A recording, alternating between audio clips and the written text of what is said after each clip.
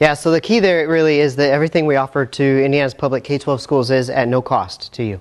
So keep that in mind. Everything that you want to follow up on, know that you can do so at no additional fee. And so I say that because in this next hour I'm going to give you a ton of information, and we're going to do a lot of things, and you may pick up bits and pieces that you think are pretty cool and you want to follow up on and find out some more information or use in your own schools. And so don't feel like you have to necessarily write everything down now or memorize it. Just know where to come for more information. We can send you anything as a follow-up resource that you'd need to implement any of these things. Okay, so the first thing I'd like you to do, I have made a commitment to try to model universal design for learning in my presentations, especially if I'm asking teachers to do universal design for learning in their classrooms. So as one little piece of trying to do a better job of modeling that, I am trying to make things a little bit more interactive. And so if you have a phone that can text, I would like you to do text to 37607, and in the message of that text just put my full name with no spaces. It doesn't matter if it's capital or lowercase, but it all has to be together, and you do have to have the G in there as well. So this is one example of a free tool that you can use in your classrooms or in your buildings to get some interaction, a different way of interacting with your students. And so you can do it with a phone that they can text from, or you can also do it from a computer or a tablet or any device that has a web browser. Any web browser. So it's free either way. I'll give you a second to do that. When you do it, if you're using the text method, you'll get a message back that says you've joined Daniel's session, congratulations, or something like that. It should just take a second. So instead of texting to a phone number, you're texting to 37607, and in the body of that message you're just putting my full name with no spaces. Don't forget the G in the middle. So again, this is a free tool called Poll Everywhere. Has anybody used it? Yeah, one? What have you used it for? I'm just curious. I used it just in college as active examples of resources that you can use in your classroom or in staff meetings. Awesome. Awesome. Good for you. So there's a free version and a paid version. I've been using the free version since 2007 in almost every presentation I've given in one way or another, and it's always worked well. I've never paid for it. So it's polleverywhere.com is the website. Okay, so what I want to do with that then is start off by asking you a couple of polling questions. And is it okay if I go to a web browser on here? Okay.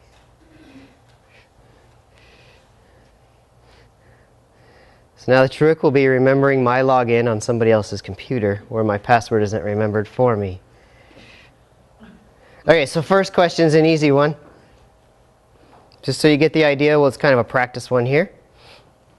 So you can have your questions typed in ahead of time, or you can type them in on the fly.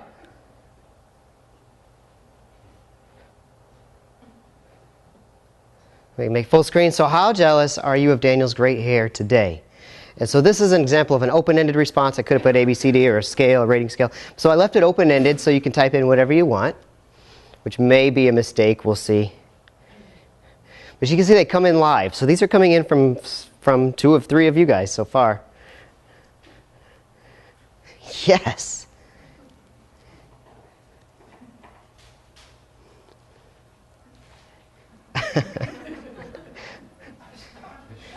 So as they come in, you can change how they come in too. So I could have them stacked up in columns. I could have them alphabetized. Or this is one of the things that's just called word cloud. So it just comes in as a cloud. And I think the most recent one is the biggest. So shiny. Oh man. It's kind of funny. I don't typically. We have this thing called Patins TV, and we do it twice a month. And it's in a studio, and there's lights and there's cameras, and it's kind of overwhelming. And I don't do it too much anymore. Somebody else does most of it. But there was always a joke that me and the other guy that did it most of the time were both bald, and so it was always a joke about who's going to powder our heads. Okay, so you get the idea there. And then we're going to go to the next question, which is actually a more important one.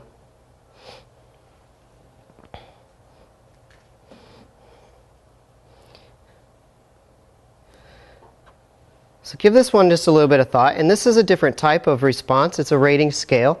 So if you strongly agree with the statement at the top, let me move this for you.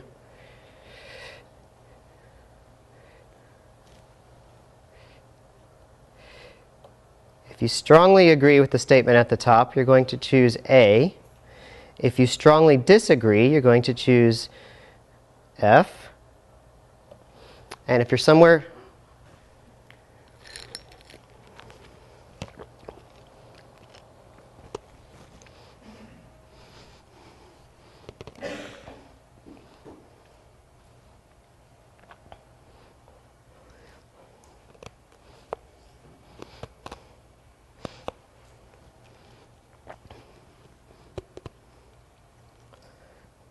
while you're finishing this up, does anybody have an idea about why I asked this question? Why this question is being asked? What it's derived from? It's not just because Daniel thinks it's an important question. Okay, I'm just curious. We're going to talk about it a little bit more as we go through. Has anybody seen this particular question before today? Yeah, a few have. Do you mind sharing where you've seen it or how you got it? Oh, a project success. Okay. Just curious, because this is a common question that several people are asking, and so you may hear it or see it in other places as well. So let me ask, did you answer it the same way today that you answered it before? I was just curious. There's no right or wrong to that. Okay, so thanks for doing that. 3 things you could be active about during this session. So tweet and or Facebook things. If you're on either of those social media platforms, that's fine with me. I don't discourage that at all. Tweet out the things you like that I'm saying, or the things that you don't like, or questions that you have, or things that you want to know more about. Those are all fine. But tag them with pound Patins Icam, if you would. And what that does is allow anybody who follows us on any of those social media platforms to just do a search for hashtag, it's not pound, I'll tell you a funny story about that in a second, hashtag Patins Icam, and see all the main bullet points from anything that either I or any of my staff have ever presented. So it creates this running archive of bulleted points. So I'll tell you the pound story real quick. So we've started a Patins Twitter chat. It's a 6-week-long Introduction to Universal Design for Learning Twitter chat that happens Tuesday evenings at 8:30 p.m. And we were doing our first one 2 weeks ago. And so I was sitting down at 8:30 p.m. at the dinner table trying to get everybody to be quiet so I could focus on this Twitter chat. So I'm overwhelmed. And my freshman in high school daughter sitting there at the table, and I say, log on, follow along. And she said, well, what do I search for? I said, pound Patins Icam. So she has no idea what pound means. To her, it's hashtag. She's never heard the word pound with regard to that symbol. So I'm saying, just pound Patins Icam. Why can't you find it? And she's typing in the word pound Patins Icam. And so then it hit me, okay, I really am older than I think I am. It's called a hashtag, and she just shook her head, she laughed at me, and she left. So you can post your notes, ideas, questions, constructive thoughts to our wall, which I'm going to show you on the next slide. So hopefully another demonstration of a Universal Design for Learning type of tool that you can use that's free, and participate in the online polls that we've already done. So this is the Padlet wall. Anybody use Padlet? Yeah, oh good, I see some nods. Anybody want to share what you've done with it, or how you've used it? What it is a blank space, so sort of like a cork board or a sticky note board that you can put notes. So you can put text there, you can put pictures there, you can put video there, you can put links there, you can link to documents there, and it's all free. And so you can create a wall you can create as many walls as you want. So I can create a wall for this presentation, a wall for presentation tomorrow, a wall for presentation next week. So you could create a wall for period 1, for period 2, or for Johnny, and for Sarah, and for Jessica. You can create as many walls as you'd like, or a wall for Johnny's IEP team, and then another wall for Johnny's parents and you, and then maybe another wall for Johnny's and his friends, and it's all free. And so I'll show you what this particular one looks like, and you can put your own title in there, you can put your own image or logo in there, and then anywhere in this empty space you just double click, and it brings up a new note. And so you can put text, you can put links to URLs, you can put photos, you can put videos, and so it's a way to extend, and again, it's free, it's a way to extend the learning experience outside of these four walls and outside of the school building, and outside of the time constraints. So let me ask you a question. How many of you guys have your best ideas during the hours of 8 and 3? 8 a.m., 3 p.m.? Not one person in here has their best ideas between 8 and 3? Maybe one in the back a little bit. And that's 8 a.m. to 3 p.m., not 3 a.m. to 8 a.m. I know those are really good ideas. So isn't it ironic, though, that that's what we ask our kids to do? To perform and have their best ideas between 8 and 3, and then 3 o'clock comes around and we shut off. And it's like, okay, learning's done. We'll see you tomorrow at 8 o'clock again, and learning will begin again. But if my student has their best idea to whatever writing prompt I gave that day at 2:30 in the morning, I want it at 2:35 in the morning. I don't want them to have to wait and remember and maybe remember and give it to me at 10 o'clock the next morning. I want it when they have it. And so this is a free way to do that. We know they're doing stuff like this at 2 in the morning sometimes anyway. And if this kid wakes up and finally everything that's been clouding his or her head for that entire day has started to fade away as they start to fall asleep, that's when a lot of people really have their best ideas. And then they tell you to wake up and write them down. And so if that happens to my student, I want it. And this is one free way that you can do that. So today, you're welcome to use that to take notes, to ask me questions, anything else. And I always try to follow up on those. Okay, so that's Padlet. It's just padlet.com. What's that big square thing in the middle, by the way? QR code. Have you used those in your classrooms? Awesome. What have you done, if you don't mind sharing? Awesome. So scavenger hunts is a fun thing to do with those. I'll tell you, one of the most excited that I've ever seen a room of adults was when we did that and put them under teachers' chairs and said, okay, in a second we're going to tell you where these QR codes are and you win a free pass to our state conference or something like that. And we told them to go and they were under the chairs, and I've never seen adults move so fast to get under their chairs. It was pretty fun. So it's a QR code, which is really just a square barcode that you can embed with anything you want. So I've embedded that URL into that QR code, but you can embed a body of text, you can embed a link to something else, you can embed a picture, you can embed a video. And so what's the benefit of that for classrooms where all students might not be able to type or write as fast, or read as fast, or read at all? What would that allow you to do? A million uses, only limited by your own creativity. But let's just say it's for a concrete, easy to understand example. Let's say you've got a student who has hands and has arms, but can't type really at all, and can handwrite a little bit, but it's so slow and so sloppy that it's really not useful. And so you're saying, okay, students, I want you to go to this URL, and we're all going to discuss this text that's on that web page. And so everybody else is typing it in, and they're there, and this student's still working on the HTTP. And you're 20 minutes into it. So that student's already been left behind. If all that student has to do is hold up their device and scan that, and it goes to that URL without them having to type anything, then that student's already caught up with what you want to work on. So really, for the rest of what I'm going to say this afternoon, keep in mind one thing. What is it that you intend to measure? All the time, with all kids, all the time, and adults. What is it that you're intending to measure? So in that example I just gave, if I'm intending to measure that student's ability to look up here and type in a URL, then that's a valid test. If what I really want to measure is that student's ability to interact with me on the content that's at that web page, then that's a pointless activity, and I'm measuring something that doesn't matter. And so I want to give them a way to get to what I want to measure more quickly and easily and efficiently.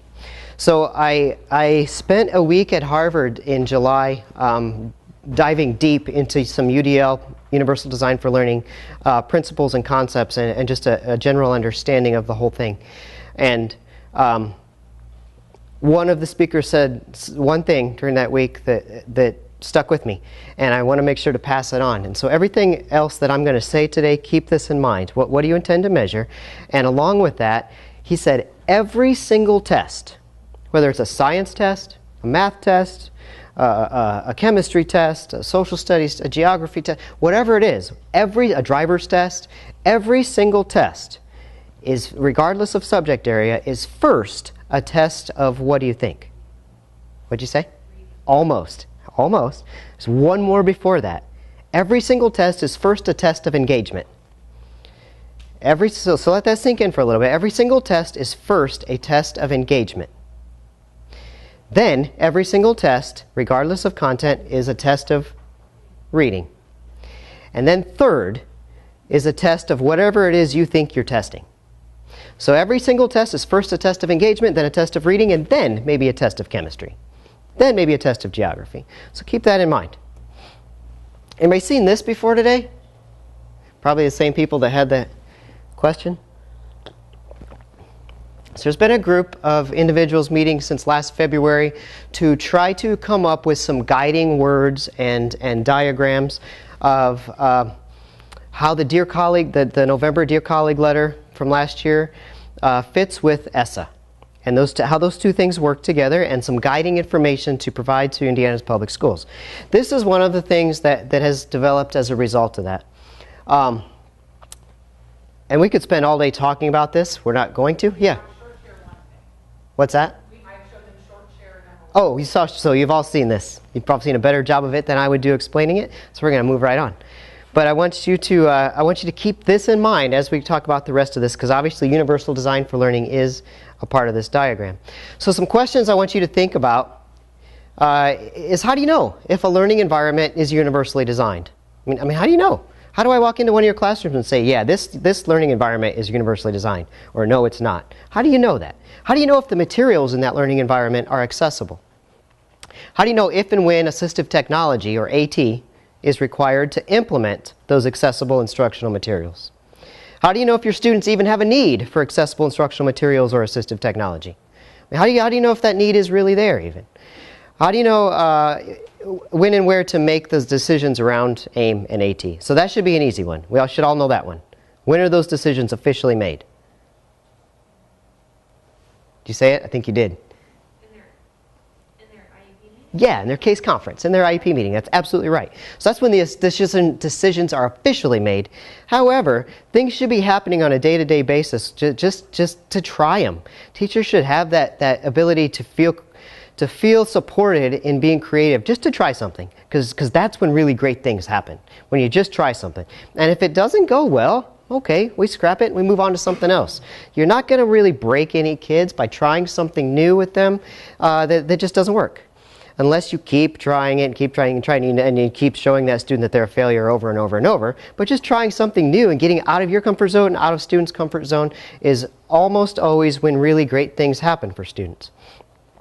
Where do you find accessible materials and assistive technology, and what about creating your own? So just some questions to kind of think about as we go through the rest of this. I don't want you to read everything that's on this slide, but this is important data. This is important research, and so I want to go through just a couple of points here. The second one from the top in blue says, over the last 2 decades, reading achievement scores nationwide have hardly improved. So that's across the nation, across demographics. Reading achievement scores are pretty static. Now that'd be one thing if we were at like 99% of whatever the measure is, but we're not. And so what that says to me is, okay, what we're doing is working for some kids, it's not working for all kids, and we're not getting any better at reaching more kids than we were 2 decades ago. That's kind of eye-opening. And then time spent reading, the bottom bullet point in blue, time spent reading is the greatest predictor of reading growth. Okay, he's thinking that's pretty obvious. Of course, the more time somebody spends reading, the better they're going to become at reading. Makes sense. But let's break that down and really think about what that means. So the greatest predictor of reading growth is time spent reading. What counts as time spent reading? Sitting there with a printed textbook counts as time spent reading, reading it to yourself. What else? That absolutely counts as time spent reading. Authentic reading, so not just in a printed textbook, but out in the community reading signs. Absolutely. What else counts as time spent reading? Think more broadly here. It's not just a student sitting there reading to themselves. So maybe it's an adult reading to a student. That counts as time spent reading. Maybe it's a peer reading to a student. That counts as time spent reading, according to the research. And so let's take that a step further. A computer reading to a student. That counts as time spent reading. An iPod, an iPhone, an iPad, a $5 MP3 player from Walgreens reading to a student counts as time spent reading. So let's think about what this means for the student who can't read. So you've got a student who's an English language learner, or you've got a student who's dyslexic, or you've got a student who is who has just missed a lot of school early on, and so they're maybe in the 6th grade, and they're reading on a 1st grade level. So those students, those groups of students, for example, that I just named, are probably not going to spend a lot of time reading because they don't like it, and then they get punished, and so it's a vicious cycle, and those students drop off and they never get better. While the other students continue to read, they get reinforced, they learn things, and so they enjoy it, so they keep reading, and so their trend line does this. These other students level off and it never gets better. So if we know a student can't read, we pretty much know they're not going to spend any time doing it, and from this we know that they're not going to get any better at it. So what can we do? We could sit there and read to them, which we can't do because there's only one of us and however many students you've got, but we've all got great devices, we've got access to great devices, and if we don't, they're available really, really cheaply. And one of the things that Patins does is loan out devices for you to try as well for 6 weeks at a time for free. So keep in mind, time spent reading is the greatest predictor of reading growth. Do you want to tell you just a little bit about myself? I want to point out a couple things on this slide. The first one is that I am former anti-tech. I remember moving back to the United States after living in Sydney, Australia for a year and telling my wife that I don't ever want a computer in our house. And I was dead serious. And as a first-year teacher, I did not think computers belonged in my classroom. This is not a joke. And so what changed my mind, I like to tell this story because it's important. What changed my mind was I taught a moderate and severe classroom, kindergarten through 6th grade, and I had really all of the students that just didn't fit anywhere else for one reason or another. So they didn't all have moderate and severe disabilities. Most of them did. Some physical, cognitive, a lot of emotional as well in my classroom. I didn't have, none of them were readers, so I got to this school and I was told, Daniel, you better buy Board Maker so you can print out symbols and see if you can get your hands on a digital camera so you can have pictures because they're non-readers and non-writers. So I'm thinking, well, as a first-year teacher, okay, I don't know any better, I guess. So I did that. I put a lot of symbols up. One thing I knew that was important was scheduling. So I had a big wall, big bulletin board, and each student had a column on that bulletin board, and every 15 minutes of their day was scheduled with pictures. So that was good. That was a good thing that I did. The rest of the things that I did in those first few months on the job were not good. They were very poor, but they allow me to provide an excellent example for others. I didn't have anything to do with them, so their schedule consisted of things that were not meaningful. They had a great schedule, but they were not meaningful things. And so I didn't have anything to do with them because their textbooks, even though they paid textbook fees, were not accessible to them. They couldn't use these great textbooks that they had. So, okay, we can't use these. They can't access them. They can't, they're so far below grade level, these textbooks are not usable. We didn't have anything else in the classroom. I was given a grand total of $40 a year from the PTO to spend on my classroom. And as a first-year teacher with a family of 4, I was making $27,000 a year. So my own kids qualified for reduced lunch. And I'm getting to work at 6 in the morning, and I'm leaving at 6 or 7 at night, and I'm there on the weekends, and I'm thinking, what am I doing? Why am I doing this? And I opened this drawer one day it was just one of the empty drawers in the classroom. I don't know why I opened it, but I did. And in this drawer was a CD left from the teacher before me. There was a pirated disc of co-writer software. So it was written on there with magic marker, co-writer, somebody's pirated this disc. So in my classroom, there was some refurbished computers from the Patins program. I didn't know about Patins at all at that time and had never turned these computers on before. I thought, okay, what the heck? I've got nothing else to try. Stuck this thing in there. Anybody used co-writer or know what it is? Okay, it's word prediction software is what it. So a student types, they're trying to type dog, they type a D, and it comes up with up to 9 choices of D words based on what they've written in the past. The student can hover over each one and listen to the words spoken. And so what it does is allows the student to write without having to know how to spell. If they can just hear the words they want and come up with the first sound maybe. So I thought, okay, this is ridiculous. This is just going to be a crutch for my students, and maybe they'll be able to do something with this, but then I'm not really teaching them to be independent. And now looking back, I realize how incredibly silly that was of me. Because I'll tell you what happened. I thought, I've got nothing else to try, let's try this. We tried it, and the students immediately hated me. Why do you think they hated me? Now they had to work. Now they weren't coloring and feeding the fish and taking stuff to the office. Now they had to do some writing, which they've never done before. So I had a 6th grader who's never written a sentence in his life. Like, no exaggeration. And so the first 2 weeks was full of hatred for Mr. McNulty. I said, okay, it's fine. We're going to stick with it for a little while because I kind of like what's happening here. Like, this is a feeling they've never experienced. So I'm having expectations for these kids that they've never had before. So we stuck with it for 2 weeks, and by the 2nd week, all my paraprofessionals hated me as well, and we had behavior issues going on.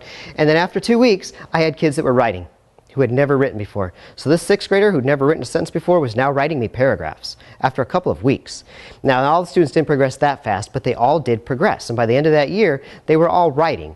In fact, what happened was by Christmas break, I said, okay, this is incredible.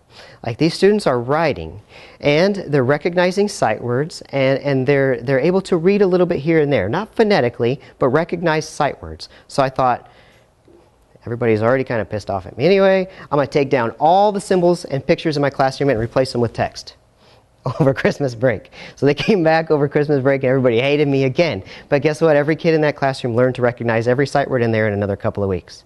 And so I had a classroom of students that were non-readers and non-writers, according to everybody in that building, by the end of that year, that were classified as readers and writers, way below grade level, but now readers and writers, who could be in their general ed classrooms working on things because of one program, one word prediction program, that I think changed everything. And so the whole point with that is for me to be able to tell you that it's okay if you don't like technology, if you don't like computers, you don't like things that are so-called leveling the playing field. That's okay. You're allowed to not like that stuff. You're not allowed to place that on your students. Because that learning process is not about you in the slightest little bit. You can hate the thing that levels the playing field for them, but you're not allowed to make the decision for them that they can't use it. Okay, so what I want to do here is give you an example of a way of presenting material to you that's not as accessible to you or usable or engageable by you as it should be. And so I'll tell you what it is. It's a song. It's actually me singing a song, but it's been morphed and slowed down and changed, and it doesn't quite sound like it should anymore. And I did this as a joke the first time I did it, and some amazing things happened, so I keep doing it. So I'm going to play it, and what I want you to do is when you recognize the song, it's a song you should know. It's a song you've heard a million times, very public song. When you recognize it, just put your hand up. And if you don't recognize it, that's okay. All right, I saw your hand first. You know what it is? It is Twinkle Twinkle. Anybody else start to get it? Or other people like, what? So you don't have to answer this if you don't want to, but can I ask what you do, what you teach? Well, here's why I asked those questions. Is I did this as a joke, and then there's people who got it, like in the first, either they get it in the first 10 seconds or they don't get it at all. People get it in the first 10 seconds are always musicians or speech therapists, or have lots of kids at home that like Twinkle Twinkle Little Star, and a wife who's a speech therapist. So those sorts of people who have that background, who are sort of trained to listen to that sort of thing, get this in the first 10 seconds. Everybody else never gets it. And so I thought, okay, this is kind of cool. Like, this was a joke, but this is really cool, because this is what we're doing to kids. We're presenting information to them in a way that if their background allows them to activate that prior knowledge and assimilate that information, they get it, and they get it quick. And we say, wow, that's really cool. Let me talk to you for the rest of the time. And we forget the rest of the kids. And what happens is we're not engaging the rest of the class, even though they're highly intelligent and can read and can do all this other stuff. We're not engaging them because we're not identifying something that's already in their system of memories, and so or prior experiences. And so when I say every test is first a test of engagement, that's a perfect example of that. Every test is first a test of engagement, and he was much more engaged in that because of his background and his current situation. And so I like to do that anytime I have time as a good concrete type of example of what we're doing to students sometimes. And so I joke around. I say, okay, that test that I just gave you is going to be determining factor, or whether or not you could stay in this classroom or you get sent down the class to the very special classroom down the hall with the very special teacher and you'll get very special instruction. So whether or not you get that question right. That's what we're sort of simulating there. If I ask you what that song was about and I don't tell you it was Twinkle Twinkle Little Star, he's going to get it. He's going to be able to tell me he's going to get that quiz right. The rest of you are not. Even though you know Twinkle Twinkle Little Star, maybe even know who wrote it and when they wrote it, why they wrote it and what it's about, and you know the words, you're not going to be able to tell me any of that stuff unless you know it's Twinkle Twinkle Little Star. So then trying to determine what we're going to measure, if I'm trying to measure your ability to be in here, okay, that's a fair question. If I'm trying to measure your ability to gain meaning from that content and discuss it, that's not a fair assessment. So we're sort of simulating maybe a hearing impairment.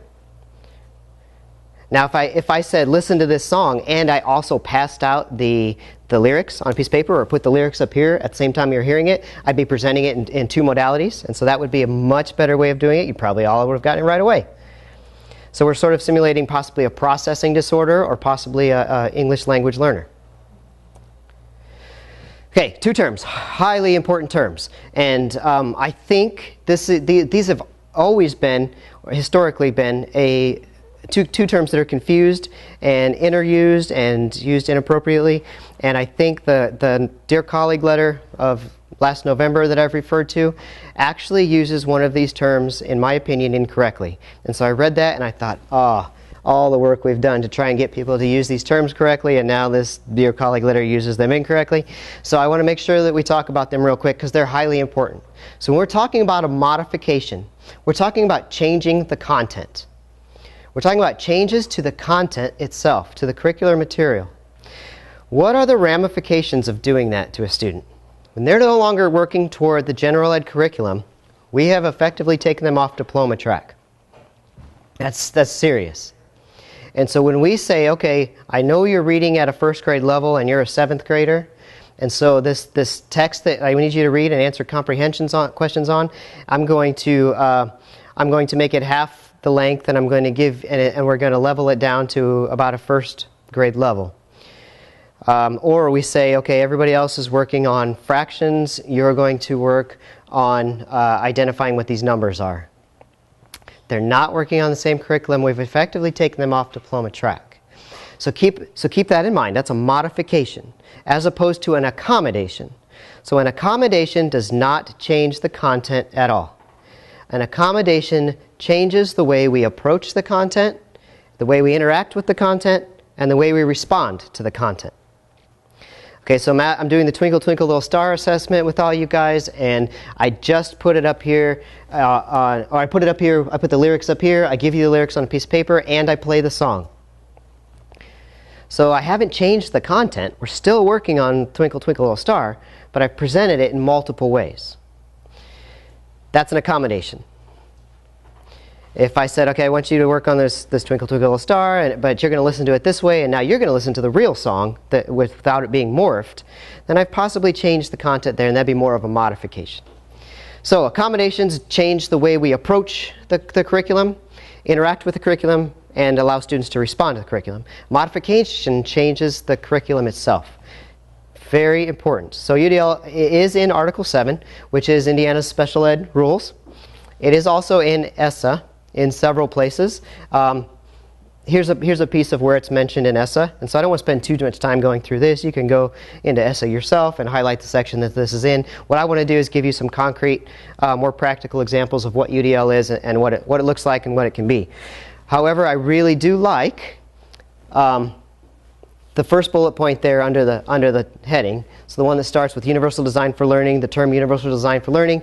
And so I like there that it says scientifically valid, because it is. It's based in brain research. And I like the fact that it says the word framework, because it is exactly that. It is a framework.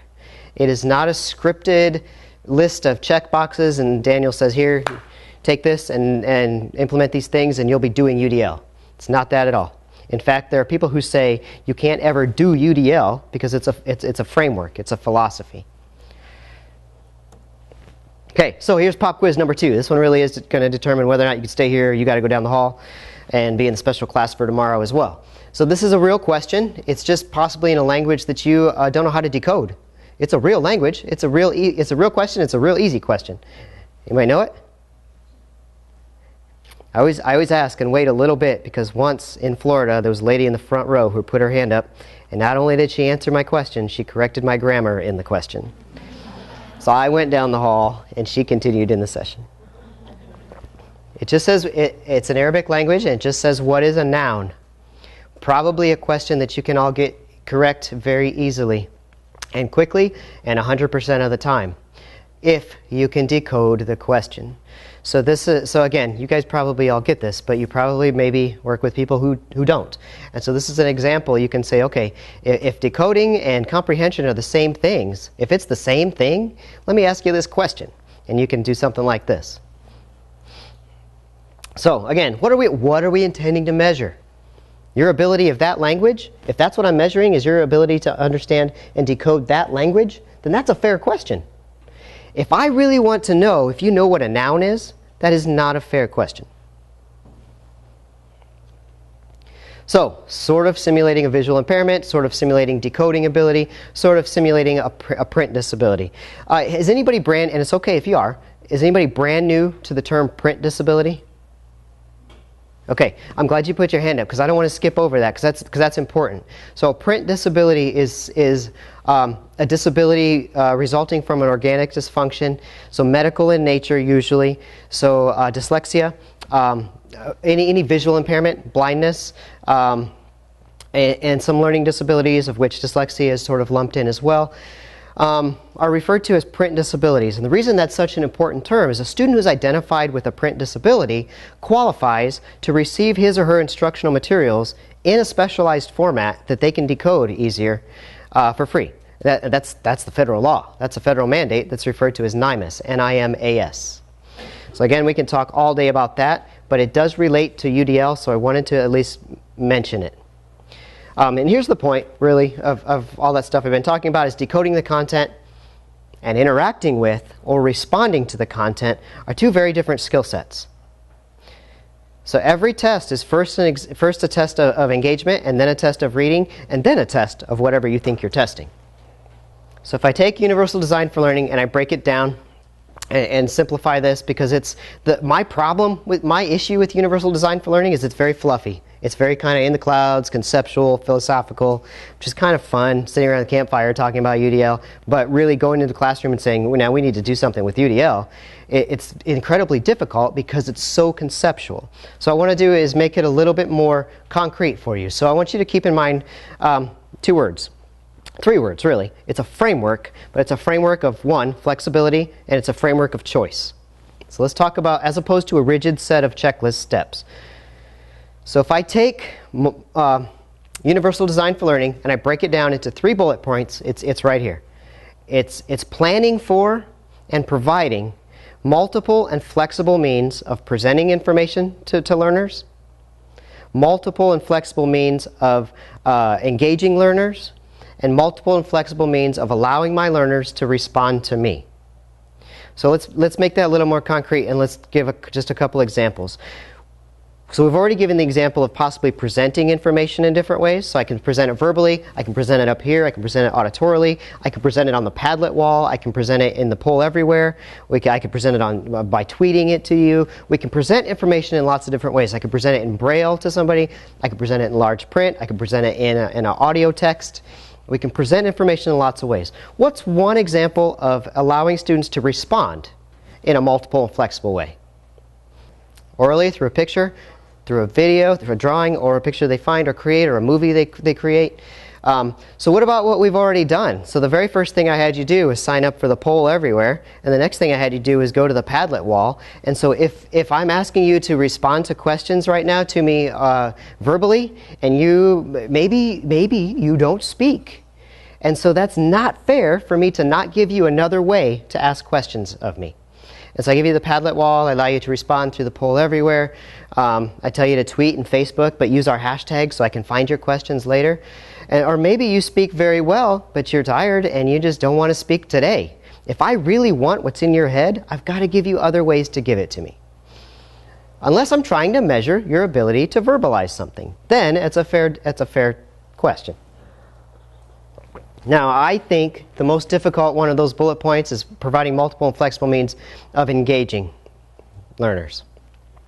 So the presenting of information is kind of concrete. We can see it, hear it, experience it. Same with getting information back from students. But that engagement piece, I think, is hard. How can we provide multiple ways to be engaged? I don't have the answer if that's what you're waiting for. I'm hoping somebody else does. It's tough. What I can tell you is that your students come from a variety of backgrounds, with a variety of previous experiences. And so just like with the hearing example, he had previous experiences that probably everybody else doesn't necessarily have. And so my music teachers and my speech therapists that are in the room, they get that song right in the first 10 seconds. They've got prior knowledge and experience that the rest of the folks don't have. And so they're able to do things with in that regard that the rest of the students are not able to do as quickly. And so I have to find a different way of engaging the rest of the group as well. And so doing that might just be, okay, here's the text of the song, or here's the first line of the song, or here's the last line of the song. Some other way to activate the prior knowledge that you do have. Okay, we'll talk about that in a little bit as well. But I want to talk about the flexibility and the choice part of this framework a little bit further. So the flexibility part creates a space for students' diverse interests and needs. So the more flexible it is, the less scripted it is, the more willing you're able to do things on the fly to accommodate students' diverse interests.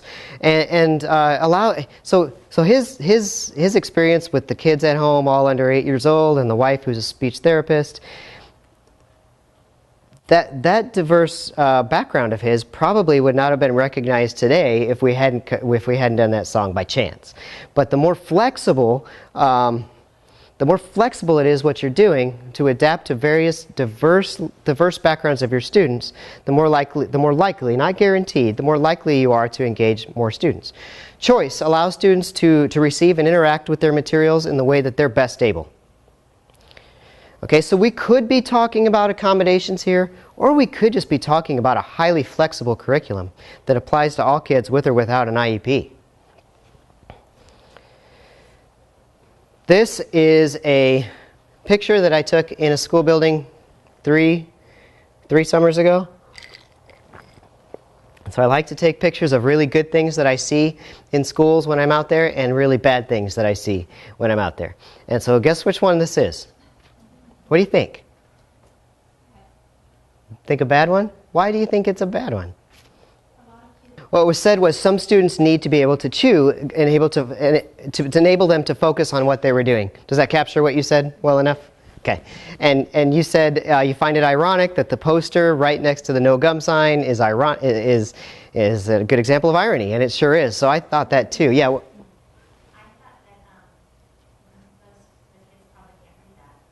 Oh, yeah, there's kids that can't read that, period.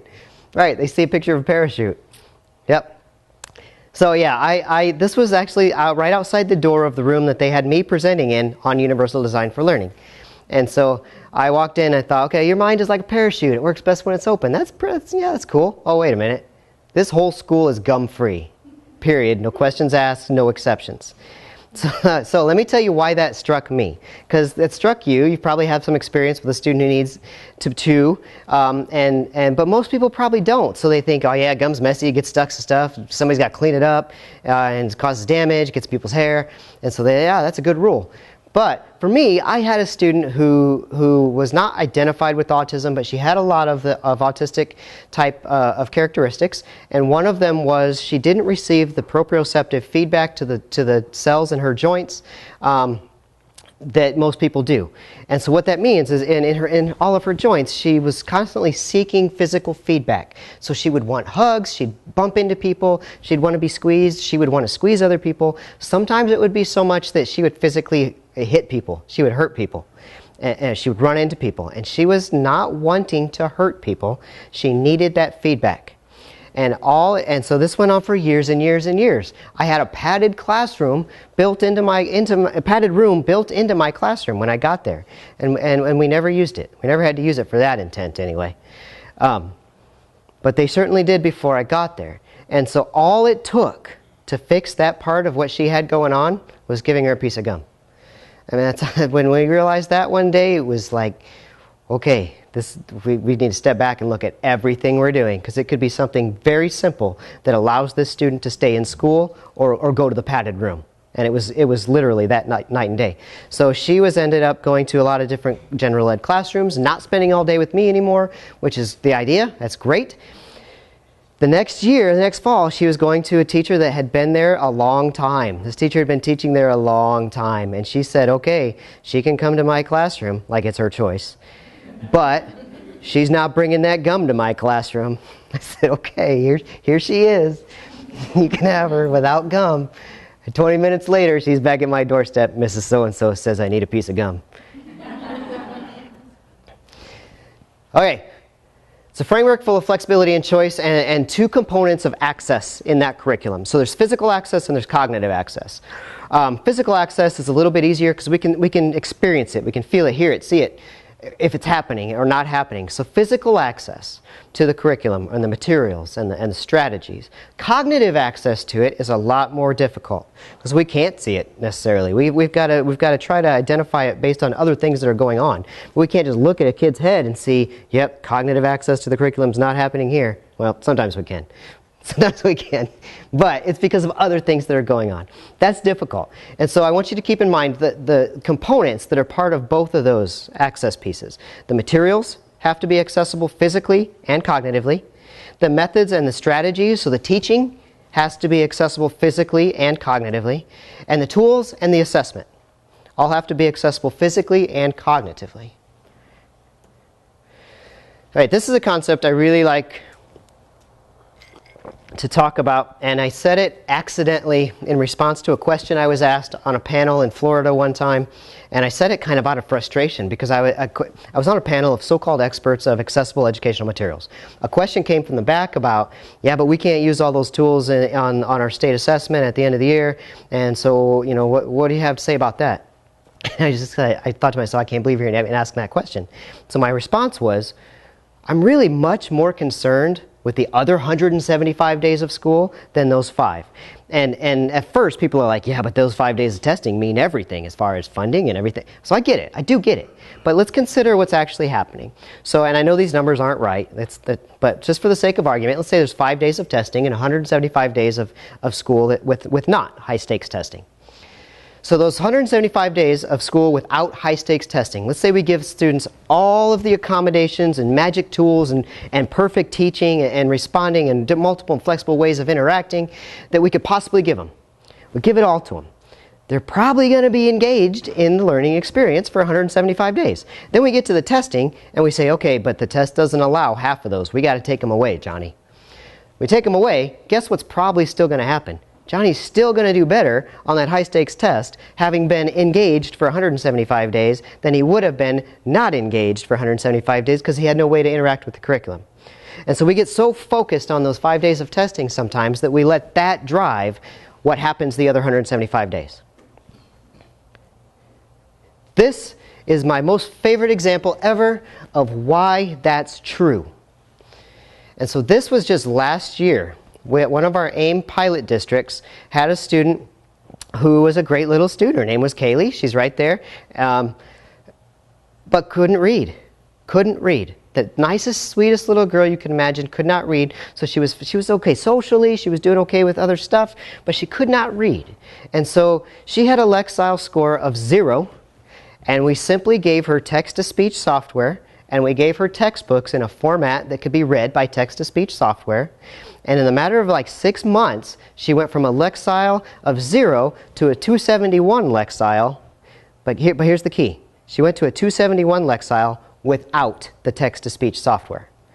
So she was 0. We gave her text-to-speech for like 6 months. We took text-to-speech away. She went to 271. Time spent reading is the greatest predictor of reading growth. Computer reading to a student counts as time spent reading. We can give a kid all the magic tools for 175 days, and even if we have to take some of those away, they're still going to do better on the assessment than had we not done those. We can't let those 5 days of assessment drive or determine what happens the other 175 days. This, by the way, One of the two of the folks in that school district that were working with Kaylee are now on staff with me. I'm visual. I'm highly visual, and so I like to see things and be able to model things and get my hands on things, and so I like to do that for you as well. This is an example of UDL. Let's actually jump to the next slide, but I want you to see that one a little closer. Anybody know what this is? It's the Guggenheim. It's the Guggenheim Museum. It's a bird's eye view looking down, and so it's a spiral ramp is what it is. And the key here is that building was built that way. That building was built with a spiral ramp, as opposed to being built with stairs and then hiring an architect to come in and put an elevator or come in and put a ramp. It was built with a ramp. So have you guys seen the cartoon where it's an entrance to a school building and the maintenance staff is shoveling off the steps, and there's a ramp right next to it full of snow, and there's an individual and a student in a wheelchair waiting to go up the ramp that's covered in snow, and students over here waiting to go up the steps that are covered in snow, and the maintenance person is shoveling off the steps. Why does that not make sense? Because they could all just go up the ramp. And he says, no, you have to wait. I have to shovel off these steps first because the rest of the kids need the steps. And it's a cartoon. It was meant to be funny, but it's a perfect cartoon that illustrates why universal design for learning works for the widest range number of people possible, not just the students with IEPs. So this is a perfect example of this Guggenheim Museum, because we can walk up that ramp, we can roll up that ramp, we can cartwheel up that ramp. However we get up that ramp, we can get up that ramp, usually, most of the time. So let's compare it to two other terms you've heard me use. So universal design for learning, that building was built from the ground up that way, to be as accessible to the widest range number of people possible, without doing other fancy stuff to it. It was built that way. That's universal design. So in the middle, we've got the materials. So in Indiana, that's the Indiana Center for Accessible Materials. So that's the Braille, the large print, the digital textbooks, the accessible PDFs, the accessible EPUBs, all come from the Indiana Center for Accessible Materials. Those are the materials themselves. So in a universally designed learning environment, the materials obviously have to be accessible. Let's compare that to the third term you've probably heard me use, Assistive Technology, or AT. I put a picture of Band-Aids there, which has tended to offend folks who are AT professionals, until I explain why. Anybody an AT, an Assistive Tech person? Okay, good. So they see Band-Aids and they thought, I've dedicated the last 20 years of my life to Assistive Technology. You put Band-Aids up there? So let me tell you why I put Band-Aids up there. You don't put a Band-Aid over a whole class of people. You put a Band-Aid on one person and on one particular small part of one person. And that Band-Aid gets old, and it falls off, and it has to be replaced. So that's assistive technology. So no matter how good we implement a universally designed learning environment, there's still going to be some need, some individualized need for assistive tech. But assistive technology is individualized. It's one student at a time. It's one particular need for that one particular student at a time, and it gets old, it breaks, it falls apart, it has to be replaced. So to me, those are kind of like Band-Aids. Very useful, but individual and have to be replaced. All right, I want to look at this example real quick. This is a worksheet that a particular fourth grader a few years ago that I happen to know very well brought home and said, Dad, can you check my homework? This particular fourth grader was, and still is, incredibly smart, way smarter than I am. And so I'll be honest, not really good dad. I don't really check her homework, kind of give it a half glance and say it's great, because really it's probably something I can't understand anymore. But this time I looked at it a second time and I thought, sweetie, you didn't do so good here. What's going on? I started to say, did you just do this like in 5 seconds in your sleep? And if it's too small to read, I'll read it to you. It says, which reference source would be best to look up the information? Thesaurus, dictionary, atlas, encyclopedia, telephone book, or almanac? And then it asks 5 questions. You're supposed to decide which resource is best. So then I thought, okay, wait a minute. Why would she know this stuff? So I said, did your teacher take you down to the library, show you these things? Because I haven't had a phone book in my house in probably 14 years. I'm not sure where I would find an almanac. And so I thought, there's two answers to all these questions, Google and Wikipedia. So then I thought, okay, why is the teacher sending this home? Because this was a teacher I liked. She was great.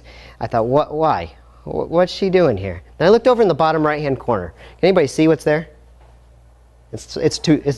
Yeah, copyright 2004 is what it says. So I thought, oh, okay, I get it. This is a habit of this teacher.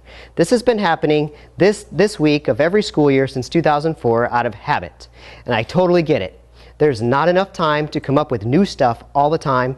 There's just not. You just can't do it. So there has to be some stuff that happens out of habit. I totally get it. But anytime you can take a chance to step back and say, okay, is this relevant content? And for my daughter, this was not relevant content. This is not information she's probably ever going to use in her life. So this was a waste of time and space and resources and energy for her. Then I thought, why is this on paper? If she really needed to send this home, this could have been sent home in a way that was more engaging for her, even though the content wasn't relevant. They could have engaged her in it by maybe tweeting it out, putting it on their learning management system, some other way than sending home this half sheet of paper. And then here's the big question. And I'll ask you. So you just put your hands up for whichever you think it is. Is this accessible? How many say yes? It's a trick question. How many say no? The answer is for whom. The answer is always for whom. And so don't let it being on paper, don't let it being digital, don't let it being this or that or that or that ever sway you to think, oh yeah, it's accessible. So what if I said, is Braille accessible? Probably not to most of you guys. But to the person who reads Braille, it certainly is. So the answer to that question, is it accessible, is always for whom. And so that makes it conceptual, and that's hard to deal with. So let me give you something that's a little bit more concrete. Instead of maybe saying for whom, even though you're thinking for whom in the back of your mind, the question you should be asking is, how flexible is this? How flexible is it? So this piece of paper is not very flexible because it was just a piece of paper. Had it been digital and real text, like real digital text, that's more flexible, and I can do some things with that for a greater number of people. Let me ask you this question. That right there, so that's it's a real worksheet. There's text on it. Is that real text? How many say yes? Let me tell you what I mean. Well, how many say no? Anybody say no, it's definitely not? Okay, so let me tell you what I mean and how to know if something's real text. This is incredibly important. And so that's not real text. That's a picture of text. So that's me taking my phone and taking a picture of a worksheet. That's a picture of text. So it's not real text. You know it's real text if you can take your cursor on your computer or whatever you're on and highlight the text. If you can highlight the text with your cursor, 99% of the time it's real text. So I could come up here in this PowerPoint and highlight the text on the left because I typed that in there. It's real text. But I could not highlight this because it's not real text. Now there are some tools out there called OCR, optical character recognition, that could turn that not real text into real text, but that's one more step.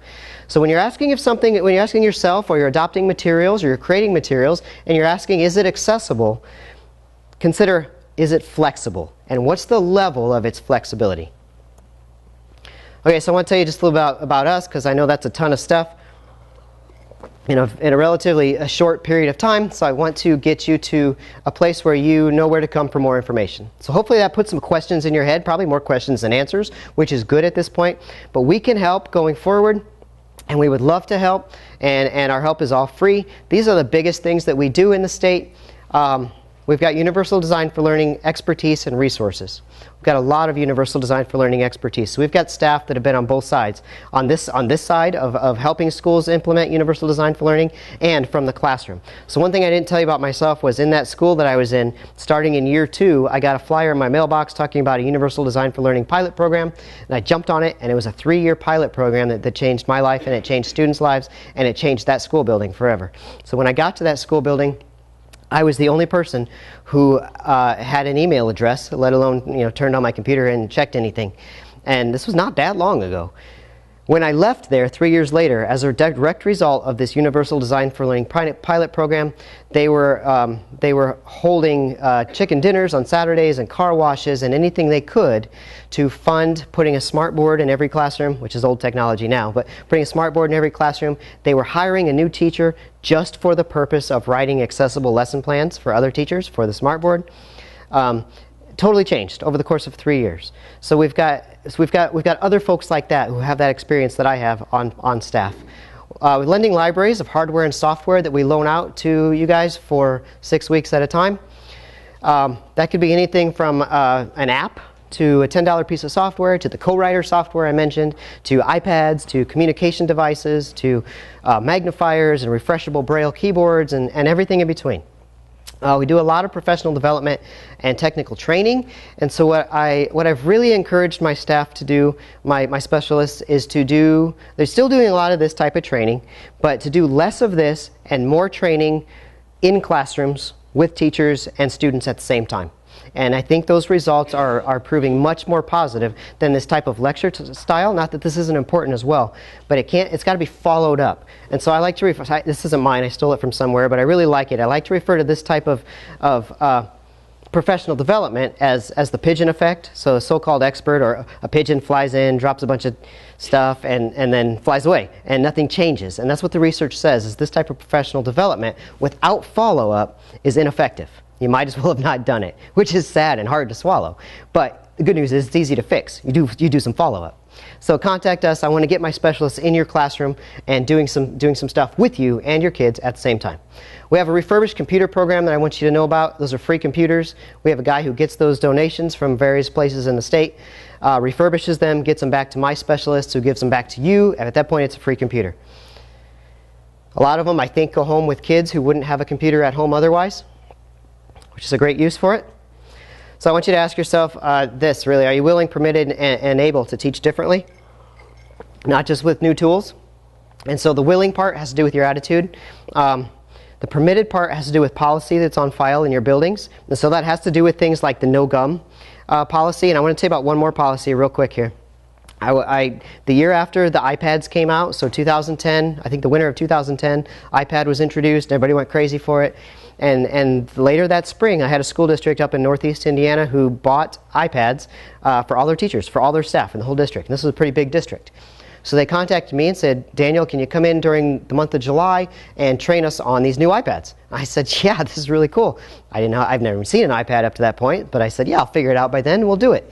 So I showed up in July, and they had this room full of teachers and staff ready to learn how to use their iPads, or were forced to be there. And I walked in, and right above the door for this room, there was one sign that said 95% attendance rate is our goal. And I thought, okay, that's a good goal. Right next to it was another sign that said no devices, and had a big circle with a line through it and listed all the devices that were not allowed. At the top of the list was iPad. So somebody had just made this sign.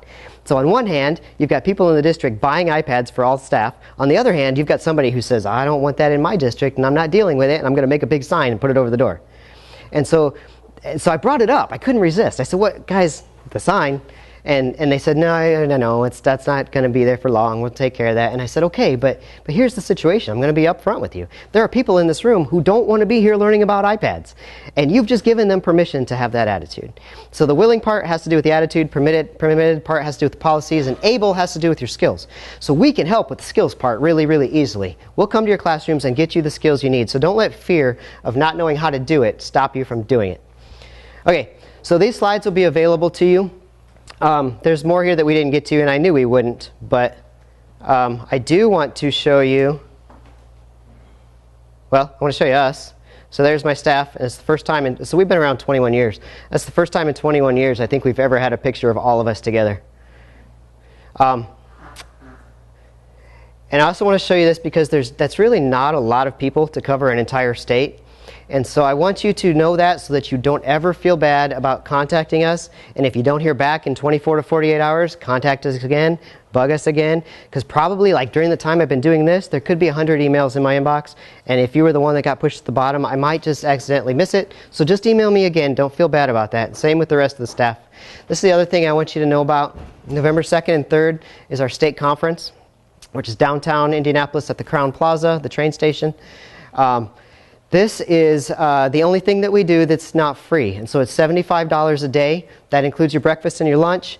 And it helps us pay. So what we do is we go around to the national presentations on these sorts of things. Universal Design for Learning, Accessible Materials, and Assistive Technology. And we find the best presenters. And we bring them to Indianapolis for these 2 days. So that $75 a day helps us pay for them. The same people that you'd go to like ATIA and pay thousands of dollars to see. So we bring them here for 2 days. It's really a great experience. There'll be 30 to 40 concurrent sessions going on across the 2 days. Thanks for your time. I appreciate it. And again, follow up, and we're happy to get out there. And I'm happy to get out there myself, too. One of the things that I've always said was I like to be hands-on, and I want to be in the classroom with kids. And what I find is I continually find myself in a job that gets me farther and farther away from kids. And so I tell you that, so if you've got a situation and you can say, hey, Daniel, come help us with this and get me in a classroom, I'll be happy to be there. Thanks.